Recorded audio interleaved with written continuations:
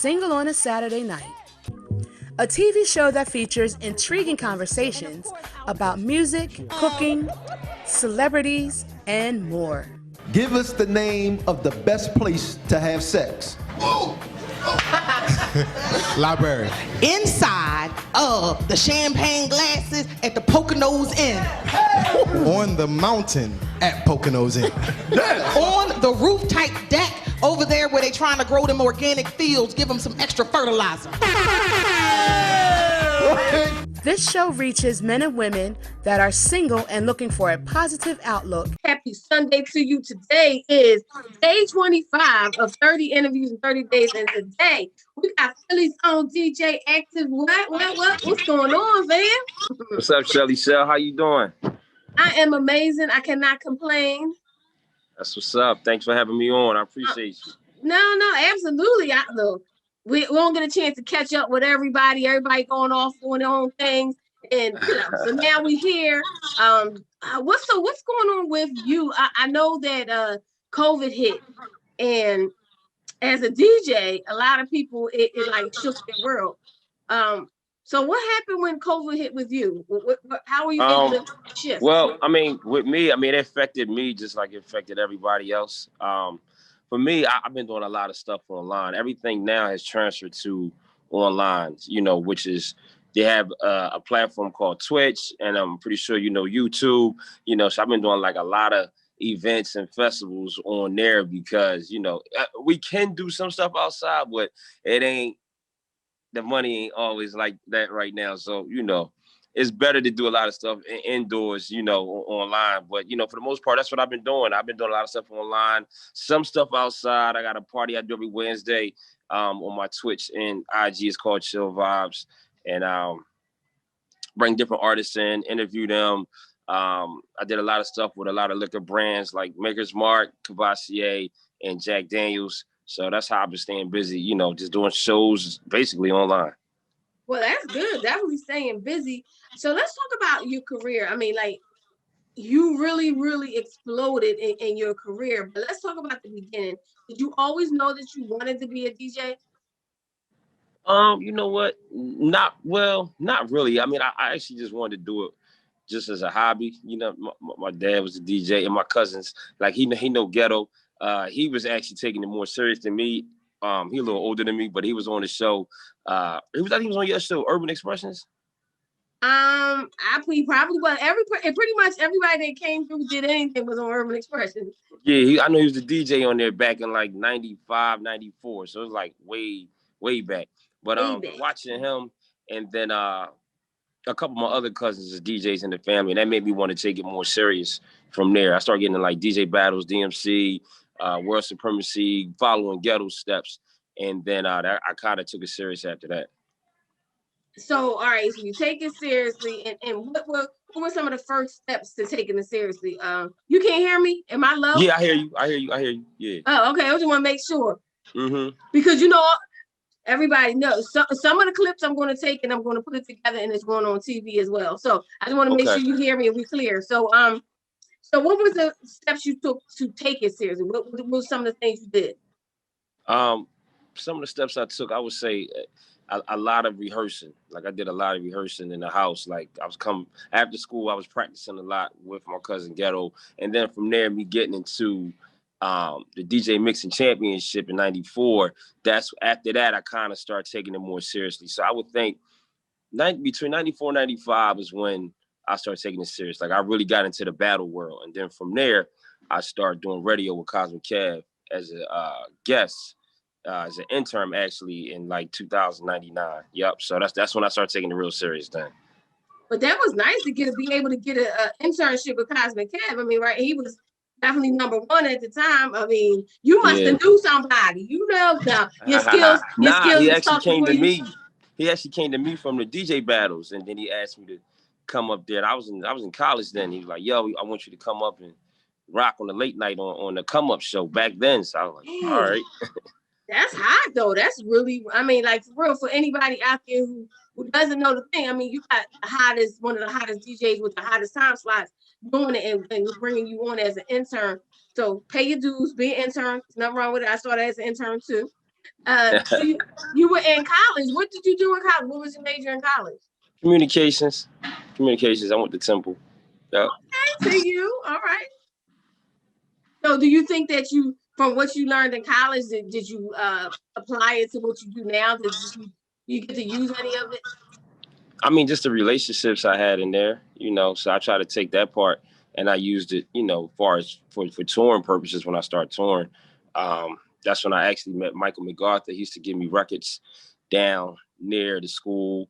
And I was doing the J Urban games at the time, part-time. So that's how I met Mike. And then that's actually how I start getting to the road through Michael McArthur, because he had an artist named Music Soul Child at the time. So that's how they all kicked off. It all intertwined. Oh, intertwined. So that's where the whole connection came from. Of course, around that time, I was definitely around. So I'm gonna go back to the Julius Urban game, the J Urban games.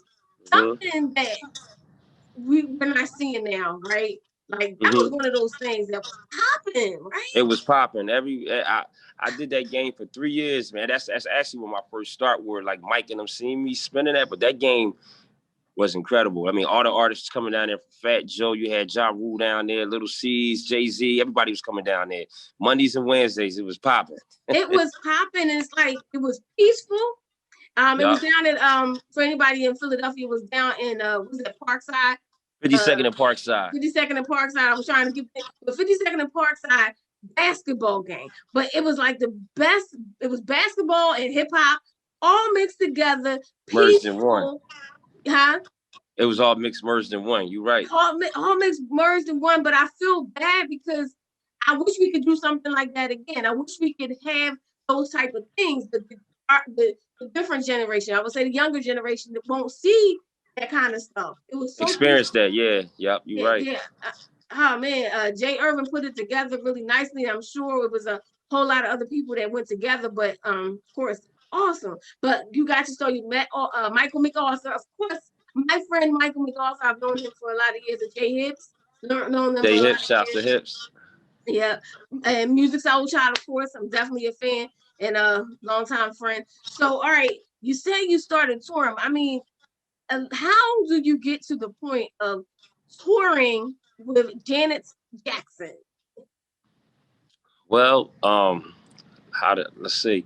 I mean, I was working with at that time. Okay, so I started with music, and then from music, it trickled down to me working with Khalees, which was Jay Urban's artist at the time. So after music came Khalees and Nas. He had those two. So Khalees before he got when she was with Nas, or Khalees before? No, she was married to Nas at that time. So when she was married to Nas, Jay Urban was managing both of them in 2006.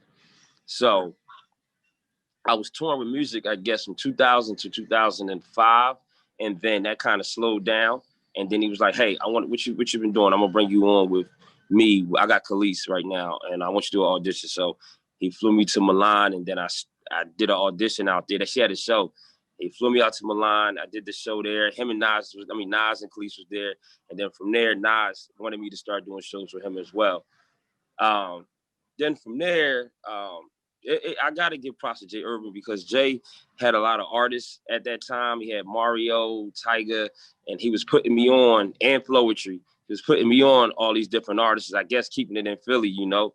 And then from there, a friend of mine, his name is Adam Blackstone, he called me and asked me to, he said, "Yo, Kanye's looking for a DJ." And this is back in 2009 and 10. And they had me come out to LA. I did the Kanye run for like 2 years. Then from there, it was just like trickled down to different artists. And I guess from them seeing me with different artists like that, I was working with Common. I'm just bringing it up to Common. And Common, he put like me doing this Michael Jackson, Billie Jean routine on IG, and Jermaine Dupri reposted it. And then I got a call from the music director from Janet's people, which was Adam Blackstone at the time. He was like, "Hey," it was in 2015. He was like, "Yo, did you do something on Instagram?" I said, "Yeah." And he was like, Jermaine posted it up. I said, "Right." He's like, "Yo, Janet seen it. She saw your website. She wants you to come out to LA and doing all this." I'm like, "What?" I'm like, "What am I gonna do with Janet Jackson?" Like, what's she gonna do with a DJ? So from there, I went out there. So what did you do? Like, paint the picture for me. Like, how do you do it? How do you set that up? What you mean? So you said, like, what's she gonna do with a DJ? So how did it go? So you up there, like in between sets? Well, how did it go? No, so basically, a lot of stuff I do with bands, it's like basically I'm like a band member. So it's not really a rocking a party. It's more of dropping different samples, different acapella hooks, staying in the key with the band. So it's more musician style than just, hey, put your hands up. It's none of that. You have in-ears in, and it's like basically let's say she might like her song, what is it, Got Till It's Gone? The actual scratches in the song.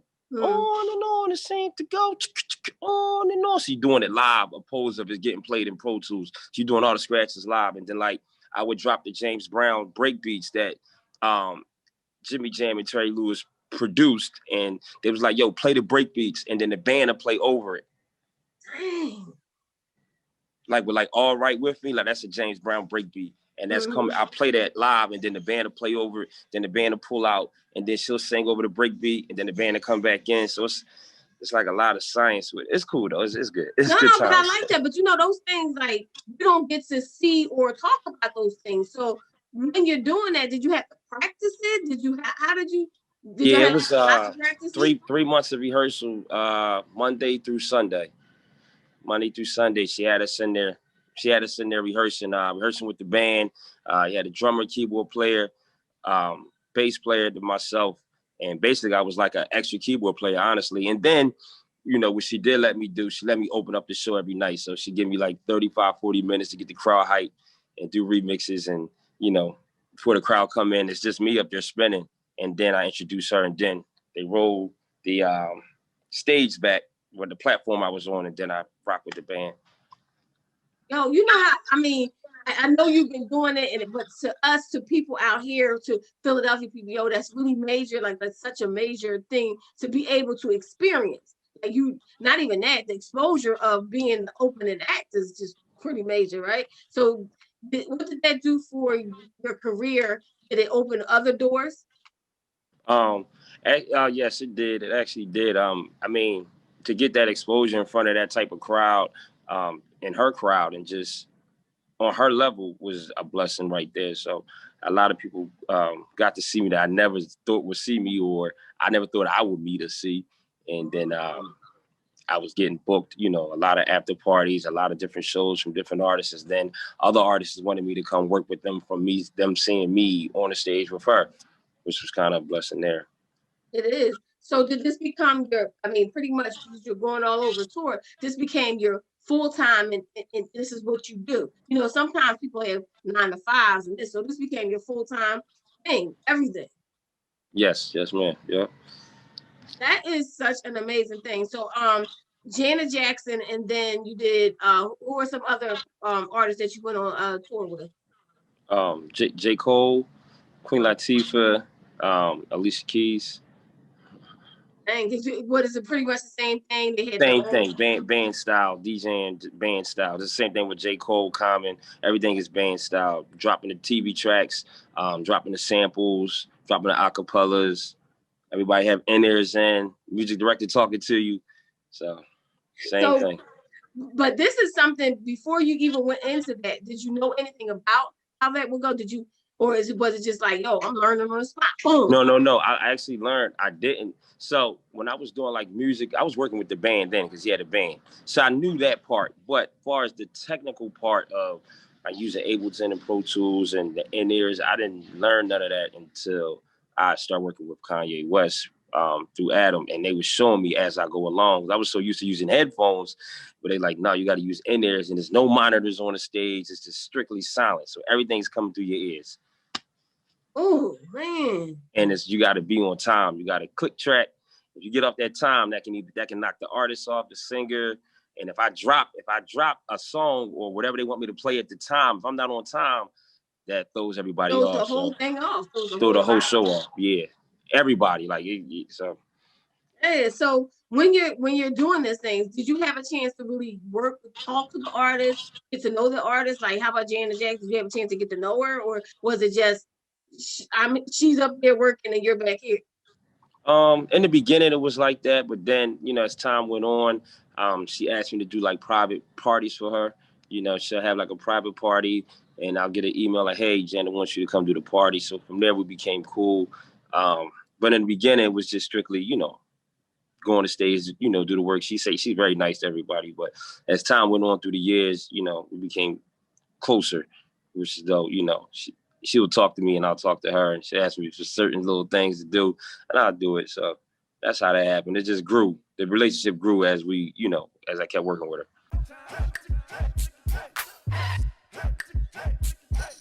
Hey everybody, it's your girl, Shelly Shell Williams, producer of Single on a Saturday Night. Thank you so much for watching right here on Philly Cam. If you are single on a Saturday, Sunday, or single every night, text Word on the Street to 22828 for your chance to win our official Single on Every Night t-shirt. So text Word on the Street to 22828 for your chance to win a free Single on Every Night t-shirt. And you keep watching Single on a Saturday Night right here on Philly Cam.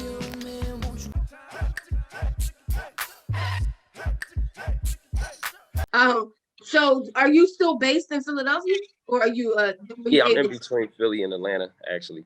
Mm-hmm. Right, because I'm sure like you're able to do and go wherever the hotness is. So what's you just released an album, right?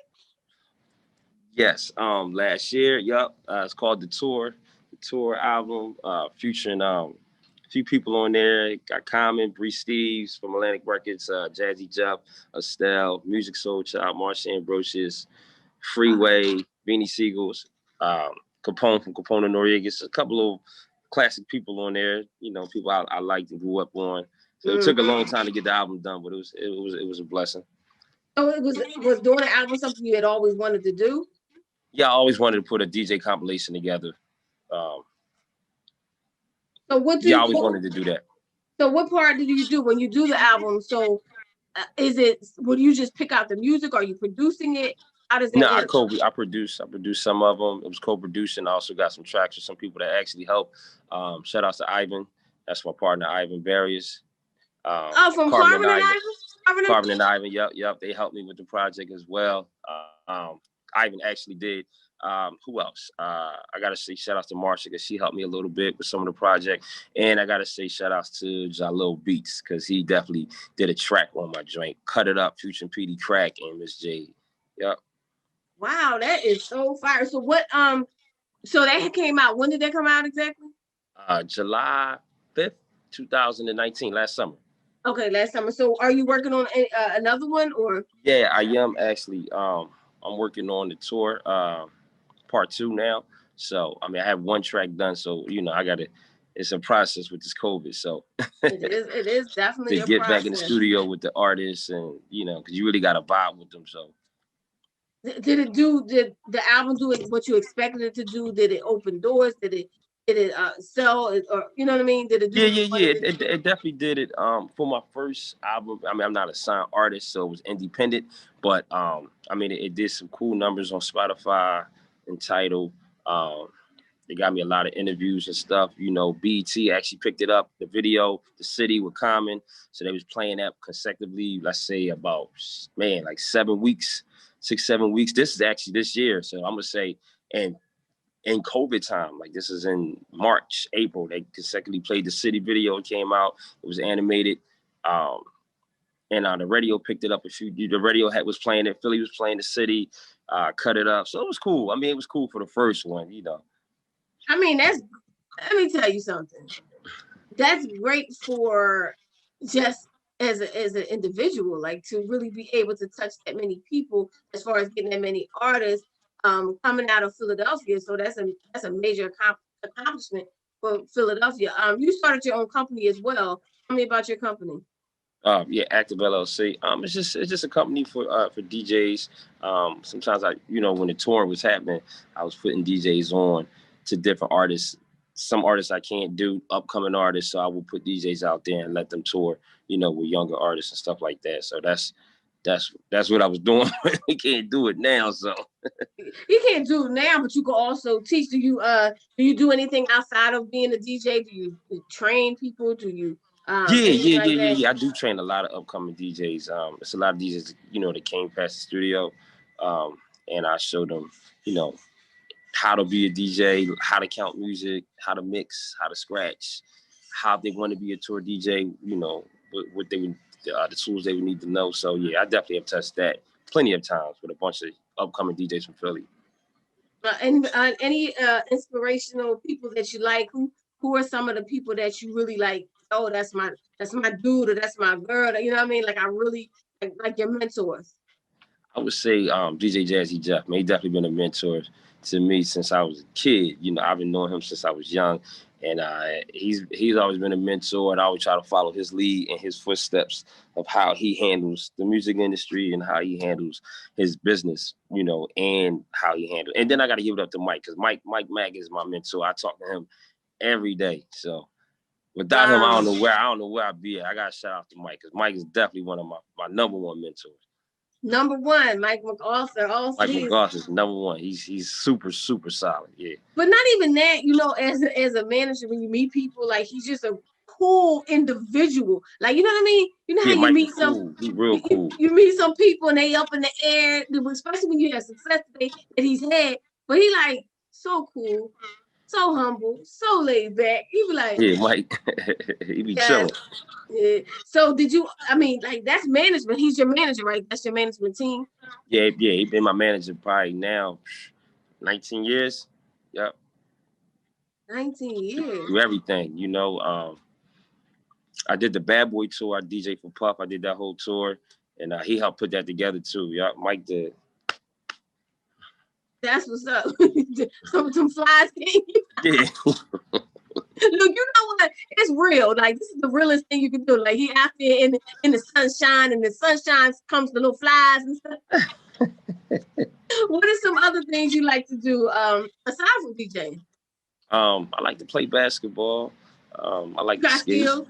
You got skills? Huh? You got skills or what? My skills is good. I'm nice. You nice? Yeah. I'm nice. I like bowling. I like to skate. Yeah. Oh, you like to have fun. So you like to do. Yeah, I like to swim. I like to have fun. So you know how back in the day they said J-Lo got insurance on her body. Do you have insurance on your hands? I got insurance on my hands, not my body. My hands, though. I definitely got insurance on my hands. I got that done like 10 years ago. 10 years ago. I only like to say some of these things because the goal for this is to teach other people. Like, if you're out there and you're an aspiring DJ and you never thought about it, yeah, those things are important. definitely get yourself insured, and get your equipment insured. If you got an LLC, get that insured as well. So you got to be insured complete, because anything can happen. It can, but it's just something you're supposed to do. What are some other things that you want to do in life? I know you're a DJ, but what are some other things you like to do? Well, for the most part, I like to hang with my son, when I'm not working. I'm talking about career-wise. What I would like to do, I would like to open up a DJ school in Philly, call it the Philadelphia DJ School. So that's what I would want to open up, Let's go. Come through. Yeah, so I'm just trying to get all these grants together to get that happening. So I've been talking to Mike, so we're trying to work this out now. Well, this is going to happen. It's definitely going to happen. Isn't it? There's a school. What is that school? It's in New York, right? Scratch Academy. Academy. I'm not a DJ, but I was like, I know it's something with something. Scratch Academy. Yeah. So have you gone up there to talk to them? Have you, seen how the operation works? Well, we got everything is written down, what I'm saying, how it's supposed to run. It's just the fact of, I guess, executing it now. And once again, since COVID, it kind of slowed it down a little bit. So like we were supposed to be working on this maybe about in the summertime, but it just didn't work out yet. So we still want to try, probably for the top of the year, mid next year, to try to get this thing going.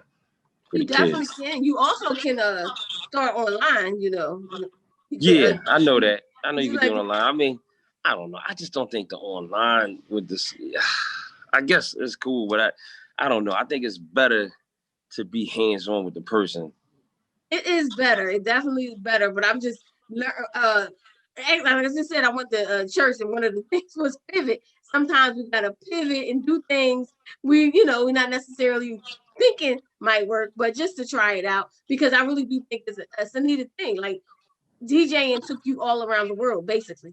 Like, it's taking you all around the world. It gave you a career, and people need to look at it like that, so that it can be a business, not just, I spin, I go to the club. You're showing. I'm like to show the business side of it. So what are some great places that you've been that you're like, yo, this thing was nice. This was a nice place to visit. What were some of them great places? I would say, man, Japan is one of my favorite places. Well, I can't hear you anymore. Oh, there you go.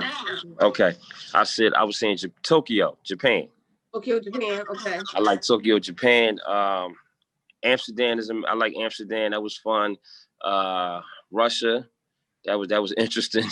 Russia. What was that like? Like, seriously. It was cold as hell out there. I would say that much. It was cold, but it was crazy though, because they knew all the rap music out there. I was out there with Khaleesi Nas. They knew all her songs word from word. I'm like, wow, this is crazy how music really reaches this far. I'm in Russia and it's freezing out here and it's snow, and these people know the music. So that was kind of interesting, to be there. I never thought I would get to Russia, so that was kind of good. It's not even in my thought pattern, but that's why I want to know what it was all like. So, so the food was good too, places? Honestly. Huh? The food was good there. Was it? Yeah. Good food? Good I don't know. Maybe one day. You never know. Anywhere else? What else? What other places? Dubai. Oh, Dubai is amazing. Dubai. I like Dubai. Let me see. Milan, Italy. Milan. And that's where you first. That was where they first flew you out to Milan. Jay was he brought me over there. Yep. Mm-hmm. I mean, was that your first time out of the country? That's my first time out. No, that wasn't my first time out of the country. The first time I went out of the country was in 2000 with music to Japan. Actually, that's the first place I went. So with him, he toured around the world because he had the first album out with Hips and Mike, and we went to like Amsterdam, Paris, London, like all these different places then. So that was the first time me ever seeing the world, was basically with him. Oh, so you saw the world, and then Milan when you went with Jay Irvin. Mm-hmm. I mean, I got to understand it, but what was it like? You know what though? Why is Dubai such a hot place? I've never been there. What makes Dubai such a great place? The fashion is good. It's hot over there. Just to seeing, these Muslim people this rich is kind of exciting. I mean, they culture is dope, and you see a lot of fancy cars. And they love hip hop out there. They had me come out there actually by myself a few times. They flew me out there just to DJ, and I was like, man, this is exciting. I mean, they got nice blue water. It's just a lot to see. That's a good place to go to. In Saudi Arabia is my first time. I went last year, November, with Janet, and I really like Saudi Arabia. That was nice. Dang, these are only places I always heard of, never really thought of going. You know what I mean? It's like, no. So what are That's how I feel. Only reason I was there is because of these artists working with them, but I never would have got there. But your skills took you there. Of course, you know a guy, but your skills took you there. Like, I mean, so what are some some advice you can give to DJs? I mean, because like for me, it's like you were like a Philly hero. Like, yo, did that? You know what I mean? So what are some advice you can give to some of the DJs coming up? I would say to some of the DJs coming up, learn your genres, learn all your genres of music, learn your hip hop, your classics, 80s, 90s, your pop, your rock. I'll also tell all the new DJs, stay humble and stay humble for sure. And I mean, keep your relationships, and you don't have to learn how to scratch, I mean, you can learn that later, but just learn how to mix and pay attention. Make sure you got good muscle memory if you're going to be with these artists so you can remember everything. They ain't got to tell you twice. And I think you'll always work. time.